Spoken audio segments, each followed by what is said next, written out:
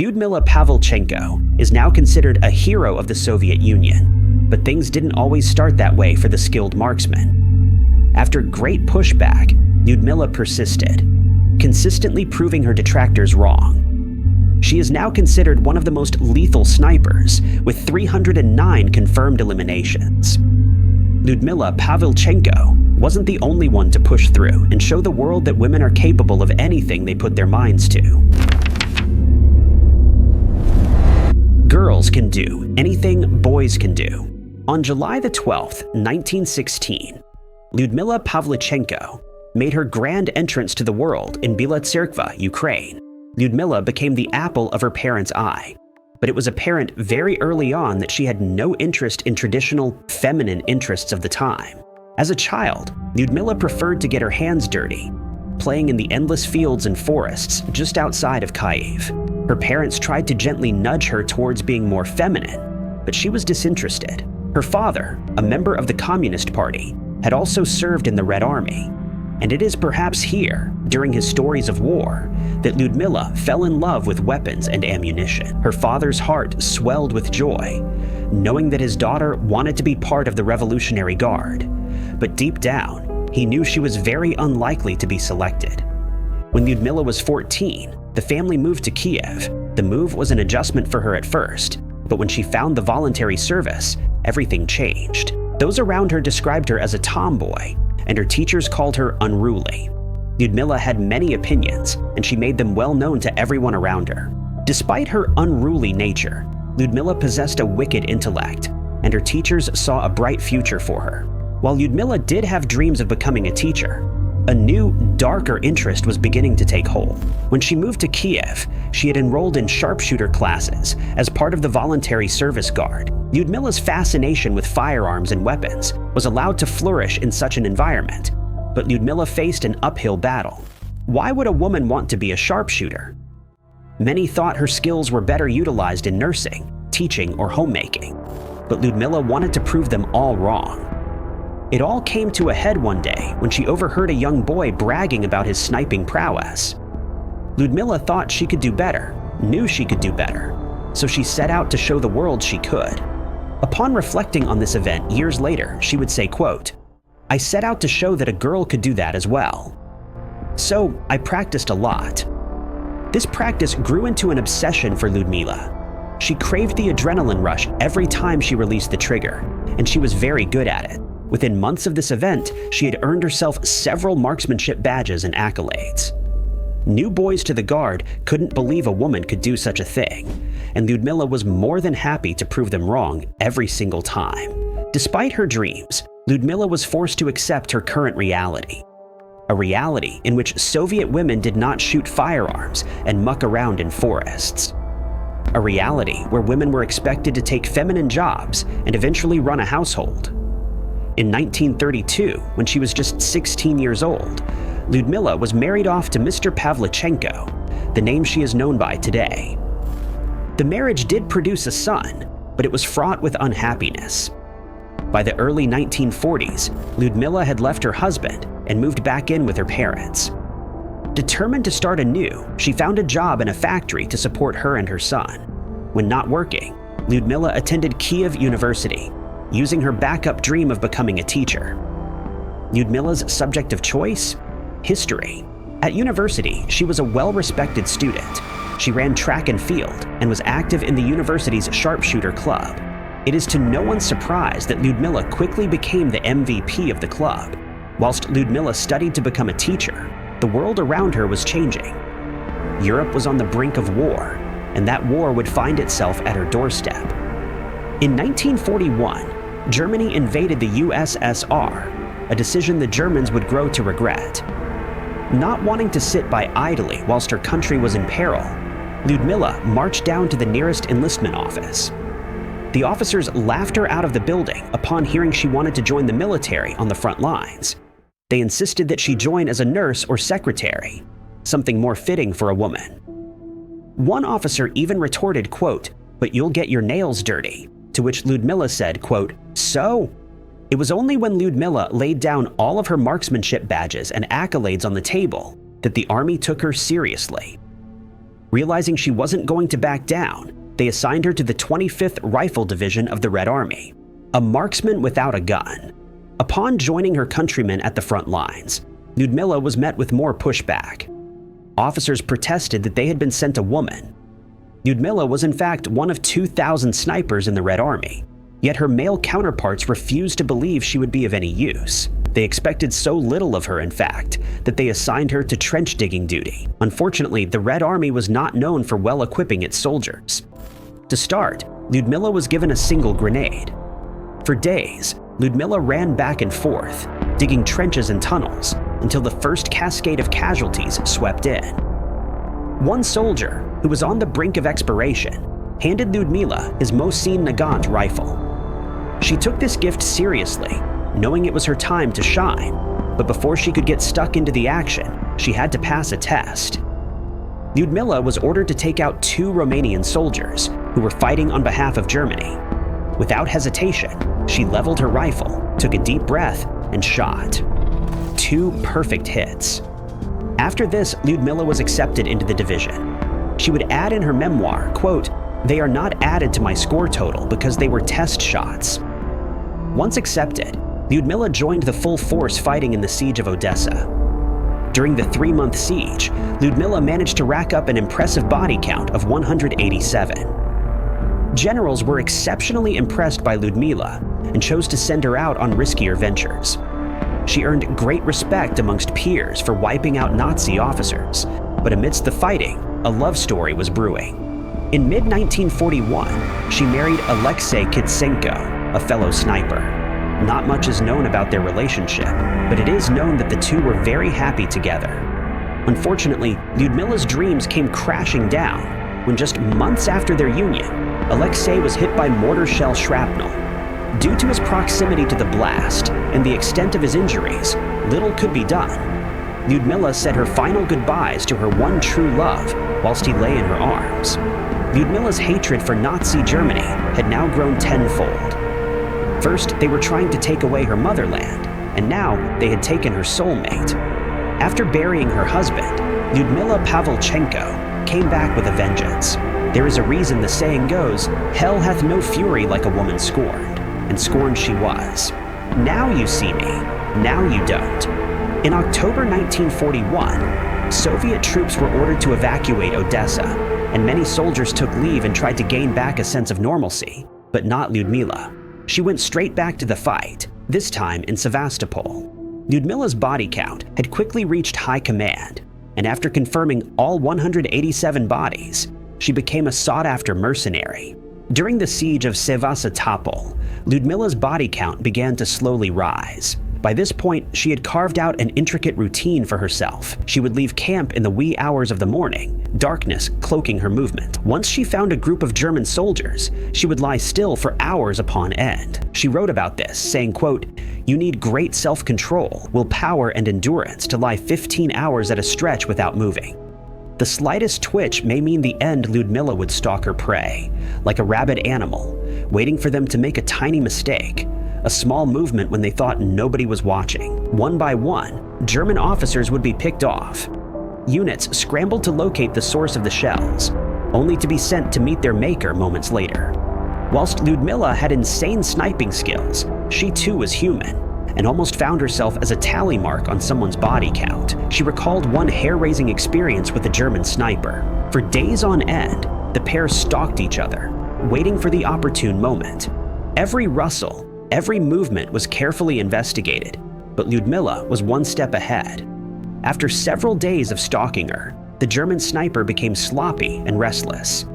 He decided to move from his position, a decision he would not even get to live to regret. Sensing his moment of weakness, Lyudmila carefully picked him off. In total, Lyudmila snuffed out 36 elite German snipers. When asked about feeling remorse, she coldly remarked, quote, "I do not feel remorse. The only feeling I have is the great satisfaction a hunter feels who has killed a beast of prey." As Lyudmila's stock grew amongst her comrades, it also grew amongst the Germans. The Nazis nicknamed her Lady Death, or the Russian woman from hell. Once her body count surpassed 200, the Red Army promoted her to lieutenant, painting an even larger target on her back. From across the battlefield, they cried out, quote, "Lyudmila Pavlichenko, come over to us. We will give you plenty of chocolate and make you a German officer." When that didn't work, they chose to threaten her, quote, "You will not escape us. When we catch you, we will tear you into 309 pieces." By mid-1942, just 1 year into her service, Lyudmila Pavlichenko's body count ticked past 300. Official figures place her final tally at 309. Hence why the Germans taunted her with 309 pieces, 1 piece for every officer of theirs she had dispatched to hell. 309 bodies were a far greater number than any man in the Red Army thought she would ever achieve. These numbers place her up there with some of the most skilled snipers in the world, including Simo Häyhä from Finland. If Lyudmila had her way, she would have continued fighting until the end of the war, but fate had other things in mind. Do female soldiers wear red lipstick? In June 1942, mortars rained down from the skies, close to Lyudmila's position. In the ensuing blasts, Lyudmila suffered 4 shrapnel wounds to the face. Had Lyudmila been the one in charge, she would have been sent to the medical tent, patched up, and gone right back to action.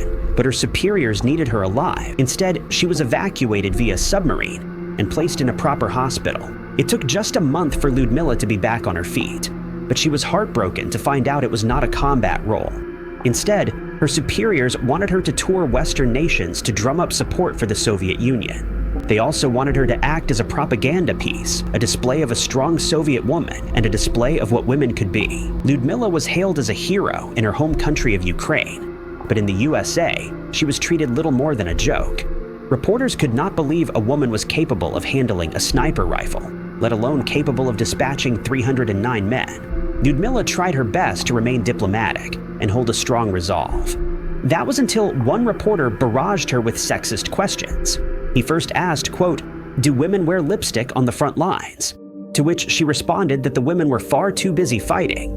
He pressed harder, asking Lyudmila the color of her underwear under her uniform. In a display of quick wit, she responded, quote, "In Russia, you would get a slap in the face for asking a question like that. I will be happy to give you a slap.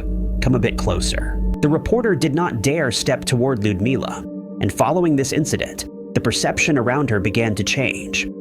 After a successful tour of Western Allied countries, Lyudmila returned home to Ukraine to much fanfare. She had become a folk hero, a strong woman for little girls to look up to. She spent the final parts of the war training other Soviet snipers, although none of them would ever go on to be as successful as her. When the war ended, Lyudmila was awarded the Hero of the Soviet Union Award, the Union's most prestigious award. Her name carried much prestige, and the Kiev University were more than happy to welcome her back to her studies with open arms. Lyudmila was finally able to finish her history degree and took up work with the Soviet Navy. She also began chronicling her own experiences, as well as those of others. Unfortunately, Lyudmila's life post-war was not a happy one. Years on the front lines left her with PTSD and depression. Lyudmila suffered greatly, but despite her illness, or perhaps in spite of it, she continued to serve her country. On October 10, 1974, the Soviet Union lost one of its greatest shining lights. Lyudmila passed away due to a stroke, which many believe was brought on by her years of illness. 2 years after her passing, the Soviet Union issued a commemorative stamp with her face on it, a fitting tribute to one of the world's greatest snipers. Lyudmila Pavlichenko faced sexism head-on and proved that in a man's world, women can do anything they choose to put their minds to. Uda Devi. Before Lyudmila Pavlichenko, there were other women who took up the call to arms and became successful marksmen. One of those women is Uda Devi, a woman from Uttar Pradesh who answered the call to action a little under 100 years before Lyudmila. Unlike Lyudmila, Uda's name is not well known, but her feat of bravery in a time of need simply cannot be ignored. Born in 1830 in Lucknow, Uttar Pradesh, Uda's life was difficult from the jump.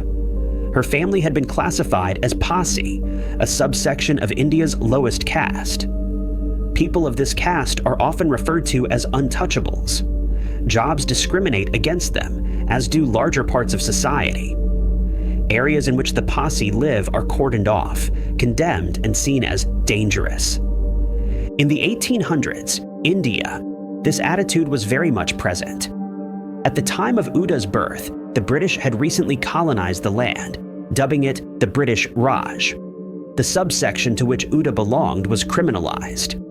The Raj saw them all as filthy criminals who were not fit to live with the rest of society, but that label was simply untrue. From birth, Uda hated the British for what they had done to her motherland.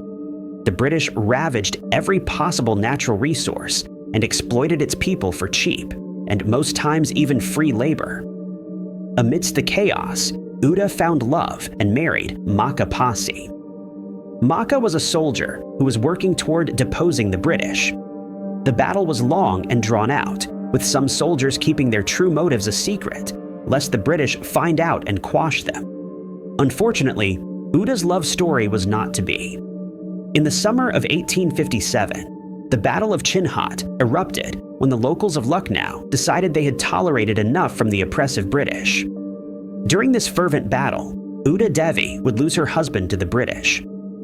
Uda's world came crashing down around her, but instead of wallowing, she decided to do something about it. Incensed at the loss of her husband, Uda approached Begum Hazrat Mahal, the leader of the Oud army, whom her husband had so bravely fought for. Begum was more than happy to have more hands in the fight, and saw to Uda's training right away. Within a few months, Uda had become a skilled marksman and was ready for the next battle. Begum's army had an entirely female battalion, something most armies at the time did not possess. These women were able to slip from village to village, being almost undetectable as they blended in with the scenery. They played a vital role in relaying information, as nobody suspected that these women were capable of taking up arms. All of Uda's training and burgeoning hatred of the British would come to a head in November 1857. It was during this month that the Battle of Sikandar Bagh began. After days of waiting, Uda finally got the green light to ready her battalion and march them into war. On November 16, 1857, Uda noticed the perfect hiding spot, a sacred fig tree. She steadily climbed its branches, sat herself steady, and waited. Once British troops were in sight, she readied her firearm and unleashed her fury upon them.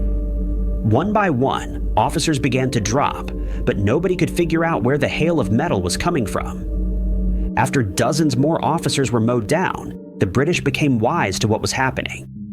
British officers were ordered to aim at the tree line, as they believed there was a hidden sniper. Minutes later, a body tumbled through the branches and fell to the ground. Their mystery sniper was none other than Uda Devi. In a matter of minutes, she had taken the lives of 32 British soldiers, all before her life was cut short. It was said that Uda still had plenty of ammunition left in her sack, and had she been given the chance, her body count would be far higher. Uda Devi is now considered a hero in Uttar Pradesh. On November 16th, women from the Pasi caste gathered to remember her and celebrate her. She has become an inspiration for women across Uttar Pradesh and beyond to follow their dreams and stare down the barrel of adversity and evil. Natalia Kovshova and Maria Polivanova. Whilst Lyudmila Pavlichenko may be the most well-known female Russian sniper, there are two other women who are believed to hold an almost identical record. The fates of Natalia Kovshova and Maria Polivanova were tied long before they entered the battlefield together. The pair fought bravely to the end and are just two names amongst the 2,000 selfless sniper women who laid down their lives for their country. Natalia Kovshova was born in November 1920 in the city of Ufa, Russia. Sometime after she was born, her parents moved to Moscow, where she took up her education. Not much is known about Natalia's early life. We only know that she began working at an aviation research institute sometime in the late 1930s near early 1940s. Her plan was to attend university to study aviation, and she was working at the institute to gain experience and some extra cash. Whilst working at the institute, she befriended Maria Polivanova. The two didn't know it yet, but in a matter of years, they would become comrades in arms. Maria Polivanova came from a very different background to Natalia. Maria was born in October 1922 in a small village in Oryol Oblast, with less than 10,000 inhabitants. Maria's education was cut short at the 8th grade as her family moved from their small collective farming village to a village in the Moscow Oblast. Despite her education being cut short, Maria had big dreams and also hoped to attend aviation school. She worked her way up through office jobs to eventually land a position at the same aviation institute as Natalia. The pair bonded over their love of aviation and their enthusiasm for their job. Maria was so dedicated, in fact, that she even attended evening classes so she would be able to take the entrance exams needed for aviation school. Unfortunately, the girls' dreams of aviation school were cut short when the Germans invaded Russia in 1941. In a story that echoes Lyudmila's, the girls were so incensed at the German offensive that they volunteered to join the Red Army. It appears that the girls joined independently of one another, but both were sent through rifle and sniper training. After months of hard work, the two were ready to be assigned to a regiment, and as luck would have it, they were both placed into the 528th Rifle Regiment. Natalia was the first to join the regiment and the first to gain sniper training between the two, but it appears that Maria transferred soon after. It is unknown whether the transfer was random or whether the girls had been corresponding with each other in an attempt to be together again. Either way, the two found themselves together again, much to their delight. Whilst many snipers prefer to work alone, as it is easier to stay undetected, the 528th Regiment decided to pair them up. From early 1942, Natalia and Maria worked as a duo. One of them would act as a spotter, whilst the other would be in control of the rifle. After an allotted time, the pair would swap. This environment entrenched a deep level of trust between the two, as they essentially held their own and each other's lives in their hands. Within 8 months, the pair had eliminated approximately 300 German soldiers. It is believed that Natalia was responsible for 167 of those, and Maria 133. Exact numbers are difficult to come by. This is for 2 reasons. Soviet documents are often kept out of the public's reach, with only Kremlin-certified historians being allowed to see them. Also, outsider historians, mostly from Western countries, are rarely, if ever, allowed to access documents in Russia. This, along with the fact that many Soviet documents are believed to be lost to time, prevents historians from getting the full picture. Documents aside, this estimate puts the duo up there with some of the greatest snipers of all time, including Lyudmila. On August 14, 1942, barely a year into their fighting, the two would make a heroic last stand.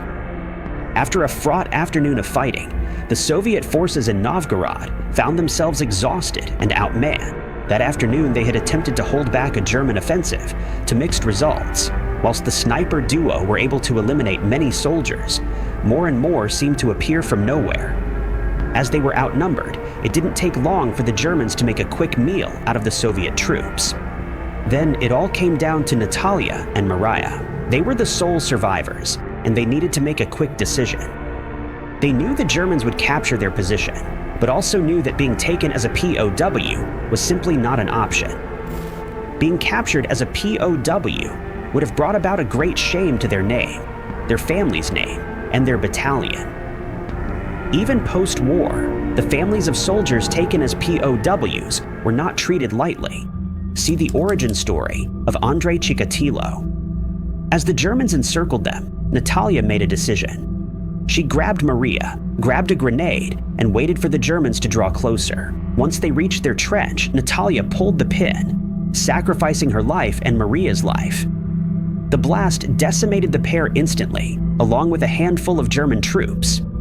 While this blast seemed small, it likely hindered the Germans for a good few hours while they waited for support to arrive.